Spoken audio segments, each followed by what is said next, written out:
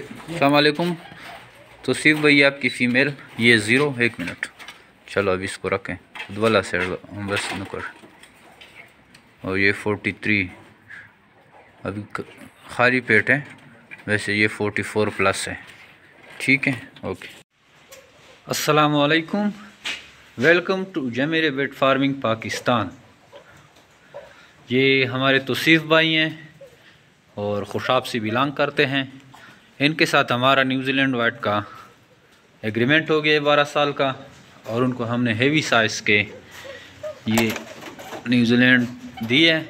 ये देखें इसको 4 kg प्लस। और ये फीमेल प्रेग्नेंट फीमेल है और ये मेल, और इनके साथ 12 साल एग्रीमेंट हो गया है। जमीर बेट फार्मिंग पाकिस्तान की वो वाहिद गवर्नमेंट से रजिस्टर शुदा कंपनी है जो आपको खरगोश देकर 12 साल तक इनके बच्चे वापस लेते रहते हैं। अगर आप भी कोई ऐसे कारोबार का सोच रहे हैं तो आइए जमीर बेट फार्मिंग पाकिस्तान के पास 12 साल एग्रीमेंट करें और आज से ही अपने आसान कारोबार का आगाज़ करें। Thank you, वस्सलाम।